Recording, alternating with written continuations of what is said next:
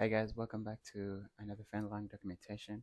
Today we're going to be looking at how we can create the pushback and push front functions with Fanlang. So basically, the pushback and push front, I think mostly they're used for, adding something to an array.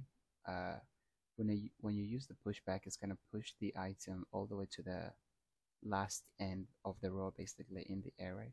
And if you use push front, it will push that item onto the first at the start basically. So you can look at them like pushback is pushing it at placing the value in the last position, and then push front is placing the value in the first position. But doing this, it also adds up the length of the array. So it keeps the previous value, it keeps the previous data inside of the array and then adds onto that array basically. And Fanlang doesn't have a way to do that, so we're gonna go ahead and implement this ourselves.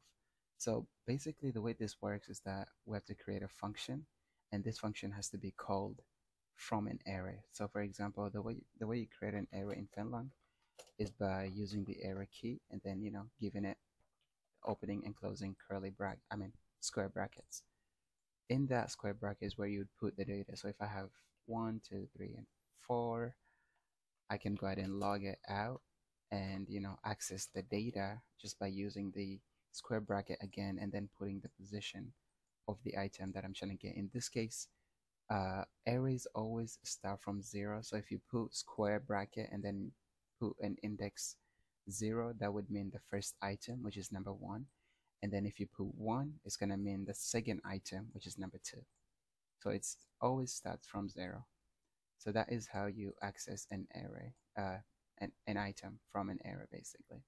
Now, there is no way of adding onto the array. The only way you'd be able to do it is by using the size of the array and then assigning a new value to it.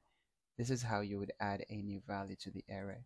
And this is only going to add that value at the end of the array. So this would mean the value 100 would be placed at the fifth place basically, because we have 4 items here.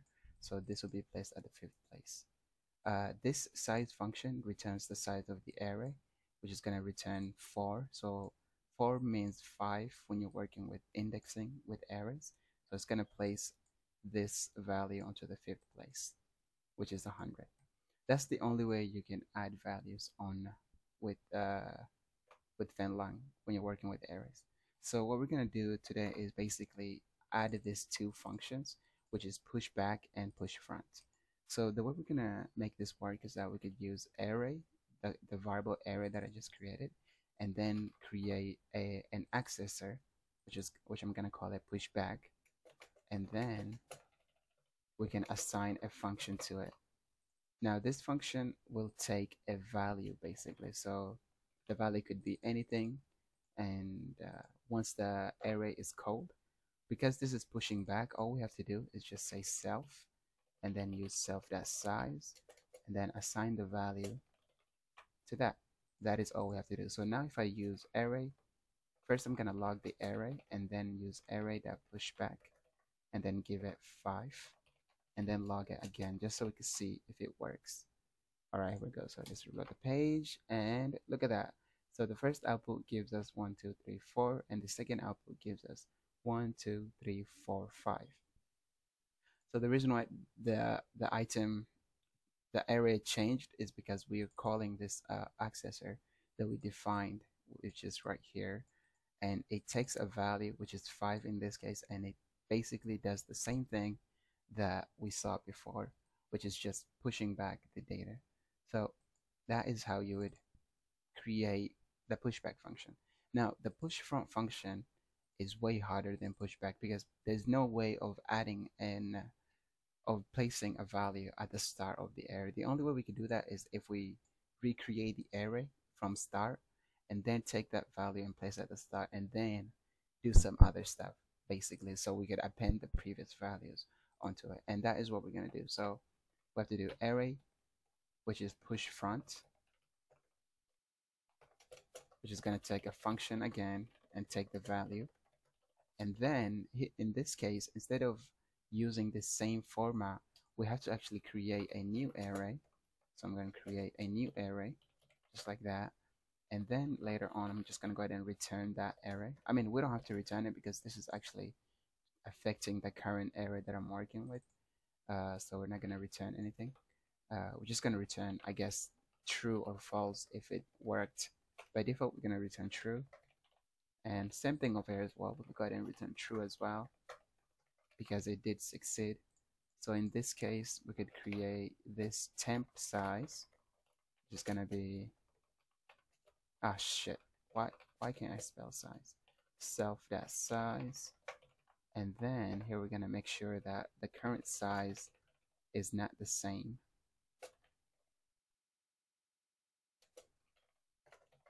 So if that's the case, that means everything succeeded. So we're going to go ahead and return true. But if it did not succeed, then we're going to go ahead and return false because it did not insert the value basically. So yeah, that's how that would work. So same thing over here. So now in this case, this new array has to append this current value that we're adding. So all we have to do is just say create the array, and then inside of that we place the current value that we're creating, and then we have to iterate through the array basically. So here we could do x self.size, and then after that we have to go ahead and add the current value of self. So we could do self size. Actually, we could do array size because that is what we're working with. Array size equals self, and then x. There we go. That is how we place the value at the start and then append the rest of it by iterating through the array basically. And then after that, what we have to do is assign self to a different value. So we could do self equal array, and that's going to change the array for us. So now if we go ahead and log array one more time, we're going to go ahead and log the function that we're going to be calling, push front, and then use array.push front. And then here we need to push 100 at the start basically. So if we do that and log the array, let's see if it works. Here we go. There you can see now push front, and then here you can see the first one, at the start the array was 1, but now if you look at push front, it outputs array 0. What the fuck? Why is there 0? There's no 0 here, so I don't know why it got 0 here. That makes no sense. Let's see what's going on here. I'm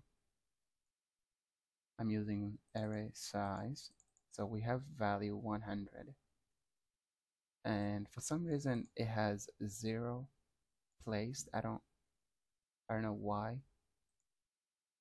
Why is 0 there? That really makes no sense. I don't have 0 here, so I don't understand what's going on. Huh. Yeah, like this 0 value should not be here. Oh, whoops, I think it's my fault. It's because we're using self. So self inside of a for loop will actually point back to the for loop iterator. So meaning it's not pointing back to this array, it's pointing back to whatever this self returns. So in this case, for this to work, we need to create a reference, which is going to be pointing back to self. And then we could work with that one. There we go. That's how you do it. And here we could change the array ref to array, and we're done. All right, let's try again. There we go. Now we can see we have 100 and then 1, 2, 3, 4, 5. And that is how you create the pushback and push front. Now there's one more thing we need to work with here. That's because, so say we have this array function, but say that we wanted to create another array, ls, that has a value of 10, 20, 30. And let's say we wanted to use the pushback and push front functions as well. If we try to do that with this new array that I created, for example, first we're going to go ahead and log before, which is going to be ls, And then here we're going to log after, which is ls. So now if you look at the output, you see that nothing changed from before and after. So we still have the same values, which is 10, 20, 30, 10, 20, 30. It hasn't added the value 100 at the back of the array. So the reason why this is not working is because array, the pushback and push front is only created for this variable that I created that I called array. And the ls is a new variable that does not have those kind of accessors. So for ls to also have those kind of functions, we're gonna have to recreate the same functions over and over whenever we create a new array. Now in Finland, the way to handle this kind of problem is to actually use identifiers. So if I use write and then I say uh, data. So in this case, because we want this to be a reference, we want to change this. We want to change this data. We have to use a reference and then a question mark. So this reference would tell the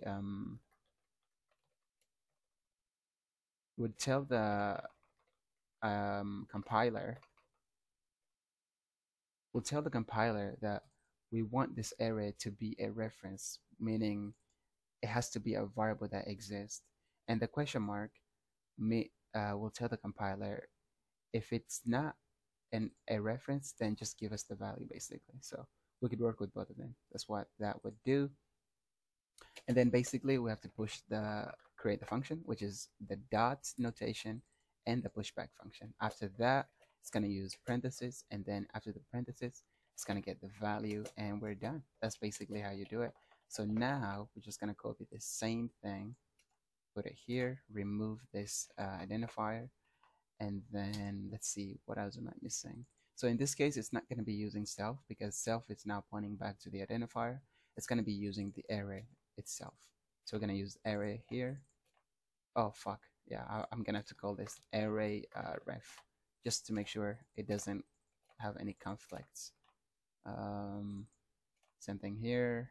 And there we go. That's that. So now if I actually reload the page, you would notice that the after and before are actually different now. That's because it's now running from the identifier instead of looking for the pushback function from the accessor.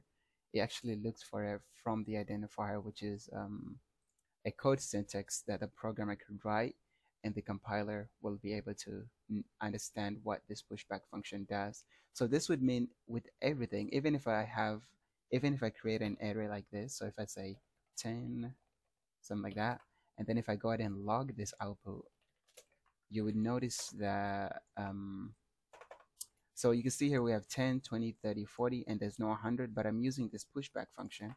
So if I save it and reload, okay, that didn't work. That should have worked. Why did that return true? Oh, it's because the function actually returns true itself. So to make this work, because we want to actually see the result as well, so we're just gonna go ahead and return back that array as well instead of just returning false and true. So now if we reload again, you'll notice that we have 10, 20, 30, 40, and then the last value is 100. So that output is coming from this pushback right here. You can see I'm using the array format, and then I'm using the dot notation, and then the pushback function, which is this one right here. So now let's also create the other identifier, which is the push front, which is going to be the same thing, array ref, taking it as a reference, or has a value, or has a copy value. So that way it could work for both of them.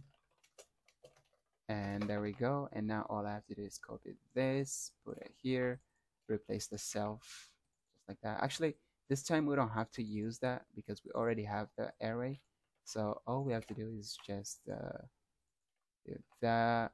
So this creates the new array, and then here changes it, and then it's gonna go ahead and return it. And we're done. Look at that. Wait, let's make sure this is good. Okay, array. Yep, everything looks good. So now I could use those functions without having to define it. So for example, now if you can see here we have this array variable that doesn't have the accessor pushback and push front. But if I say array that pushback, which is 100, and then log the output, you would notice that the array now is going to have the value of 1, 2, 3, 4, and then 100. Oh, wait, I didn't log it. What happened? Oh, I forgot to close this. There we go. Now let's try again. There we go. So you can see here we have 1, 2, 3, 4, 100. And if we go ahead and push front, just also do that as well. Push front, which is going to be 200. Let's push 200 at the front. And now let's run that function. Oh, great. God dang it, I forgot. Wait, why isn't that working?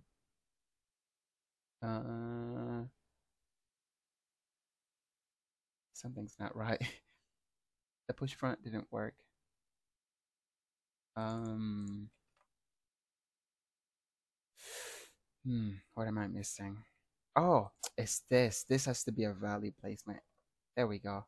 So you need to make sure if this has to be a value placement, you have to actually use the at symbol, which tells the compiler this is a value placement. That's what I didn't do. Okay, now let's try again. There we go. So you can see here we have 200 at the start, and then 1, 2, 3, 4, and then 100 at the end, which is achieved by using the pushback and the push front. Notice that we're using pushback first, and then we're using push front last, but you can see that the first value added to the list is 200. The reason why this is doing that is because push front actually placed the value at the start and then appends the rest of it on the at the end basically. And then push back goes ahead and adds the value at the end of the list, which is by using array and then array.size and then assigning the value to it. So yeah, that's basically how the pushback and push front is implemented. And you should be able to use this as well. So then just go ahead and clear the memory so that way we don't have any unused memories that is not, it's just gonna take up some fucking space that it's just pointless really. So I'm just gonna unset everything that's being created. After we're done with it, it's just gonna go ahead and return the data. Same thing here. So this then function actually makes it so it clears the data after the result is returned, so that way nothing is unusual or anything like that. Oh yeah, we also have this thing here which we don't need it really. Just gonna keep it the way it is. So here we're gonna call the init function, which is how you would tell the compiler that you want to keep track of this storage of this scope and then later on do something with it, which in my case is I'm just unsetting it. So I'm saying I want to keep track of the scope and then later on I'm telling it to delete everything that was created with this scope, which is the ref, the value, and the variable temp, and yeah, and a return as well. So it clears everything up. But basically, of course, the error will still be affected even if I do clear everything up, because we're actually accepting a reference. Also, even if we're not getting a reference back, it will still modify that value and then return it, and then it will unset everything. It will clear everything. So this means even if I give it a copy of the value, it will still be able to modify it basically, and then return that modified value back. So yeah, that's how you work with pushback and push front. This should be available in the library, so I'm just gonna go ahead and put it. Oh, so it's so hard to do that. I don't know how to open file. But yeah, in the future you should be able to just do something like this: lib and then array, which would give you the option of using the pushback and the push front basically. Of course, you don't have to use the import with this one because it just uses its own keys, so its own library, so it's all good. So yeah, in the future you should be able to use lib.array, which will give you everything related to the array, which is also the pushback and the push front. If you want, I guess we should also add the push itself, which is the same thing as the push back and push front. So I'm gonna call I'm gonna write another identifier. Uh, it's gonna take the same thing. Just gonna copy this whole thing, and then instead of being push front, it's gonna be push, which is gonna be calling the push back basically. So here we're gonna go ahead and return, and then use the array variable.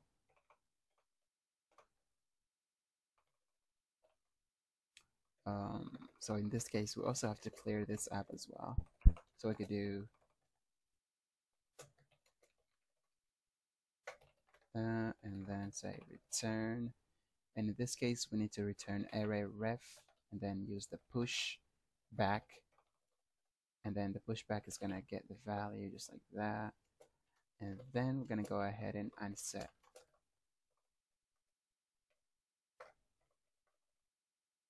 There we go. And basically what this does is that it just makes it so I could do something like this. So instead of calling pushback, I could just do, then just go ahead and output the array just so everything works fine. Then I'm gonna use push, which then I'm gonna push 100 and then just output the value. Actually, let's input 500 this time, and then see if it works. There we go. So you can see here 1 2 3 4, and then 1 2 3 4 500. So that push is the same thing as the pushback. The way it works is that it just recalls the pushback function, which is this one here, which then does the rest of it. And yeah, it's just the, I guess, the shorter way of doing the same thing.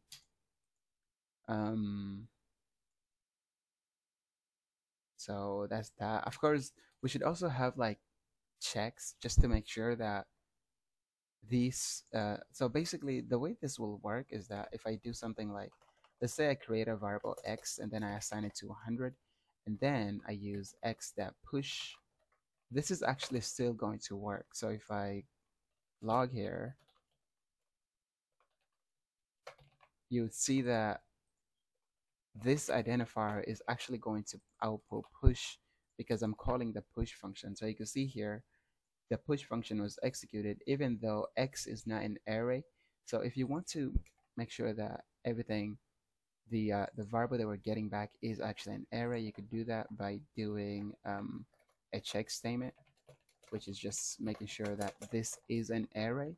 So if it's not an array, we're just going to return. So we could say it's not array, then return. Simply, basically, just like that. But fuck it, I'm just gonna let it run the way it is. Really, it doesn't matter. um, but yeah, Fenlang doesn't really. There's no ways of forcing the type to be an array for the identifier to be called. So it's still gonna call it even though it's not the same type. It will still call the thing. Even if it's not an array, it will still call the identifier. So this identifier will be called with anything if it matches the format. So if I do something like log hello and then I do push, it will call this push function, which will call the pushback function, which then will do this. Even though this is a string, it will still do the same thing basically. So got to make sure you look out for how you use it basically. Other than that, that's really how you create the pushback and the push front. Thanks for watching this document. I'll see you guys on the next one. All right.